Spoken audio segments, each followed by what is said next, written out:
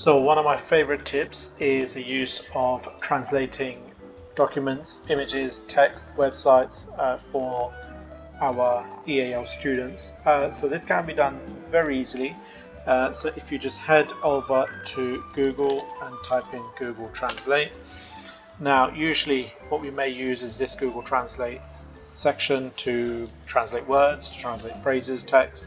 But if you actually go to the Google Translate website, so this web page, as you can see, we can put in a piece of text, it will translate it for us. But this section here is where we've got quite a bit of magic. So again, yeah, we can choose text, so we can input our text.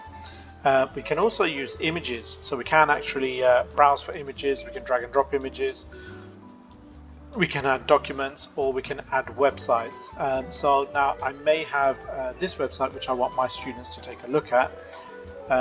But obviously they may go through this website and there may be certain sections which they do not understand, certain words, phrases, etc. So what I can do instead, I can actually copy the URL. Copy the URL, go to Google Translate, let's head over to website. I can simply paste the website. It will then open up the website, and as you can see, we've got it over here. We've got Google Translate at the top, currently in English, and I may decide to actually change this. So we've got the English detected. I can change this to, let's try Chinese, and as you can see, that straight away translated everything into Chinese for me. Let's try any other Japanese, for example, and this translates it into Japanese for me.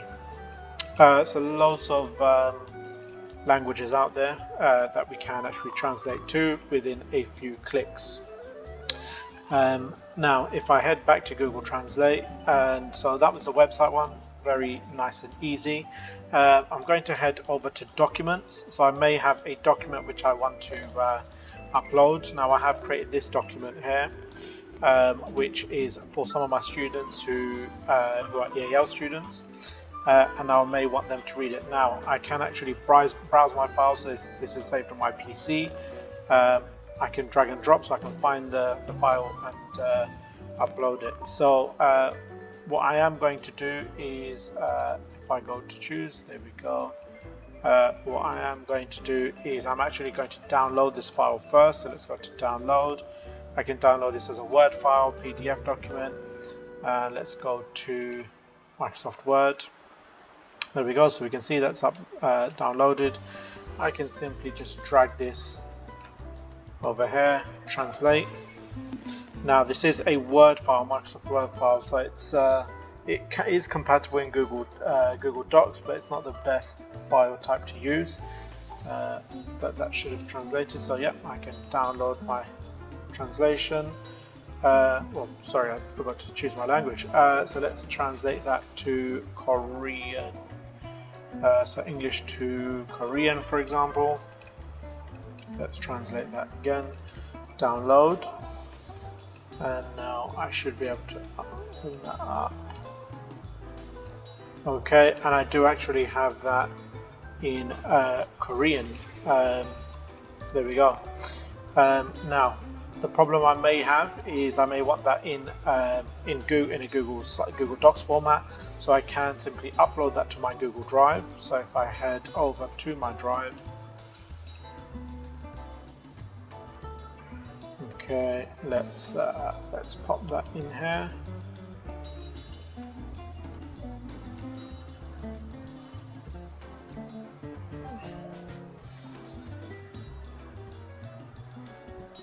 Okay, so that should be okay, so that should be uploaded for some reason. Should be, let's try recent. There we go. So now that will open up in Google Docs.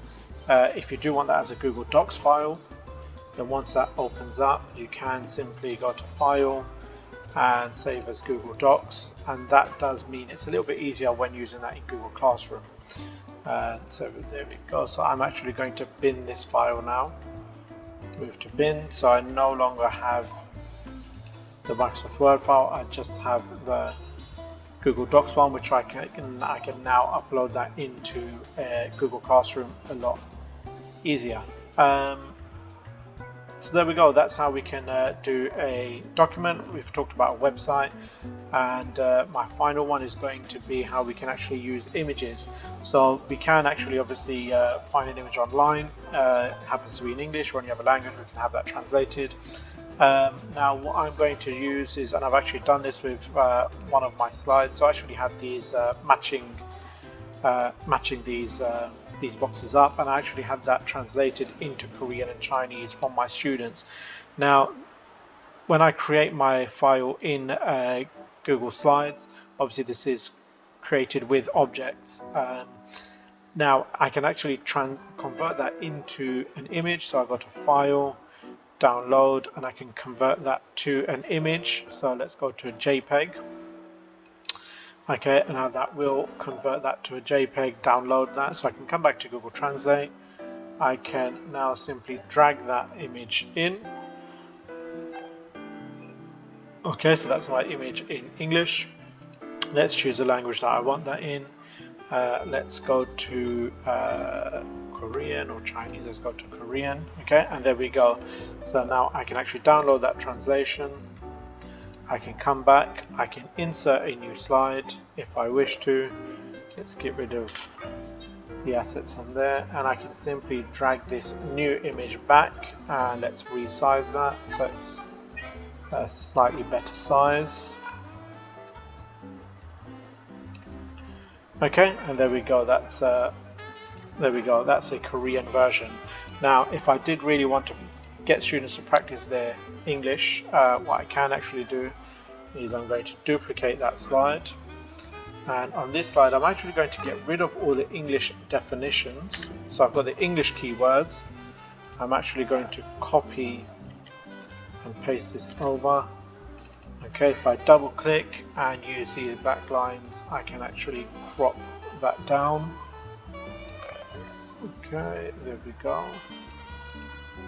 So now I actually have an English side, a Korean side, and I can have students maybe draw a few lines in order to connect those up together. Okay, so we can use Google Translate to translate images, documents, websites. Very easy. Hope you make use of it. Please do let me know if you do and how you found it. And please also bear in mind, obviously we don't want to give students too much in their own language. We want them to develop their level of English as well. But if this is something that would allow them to access the content in your lesson, then please do use it. Thank you very much.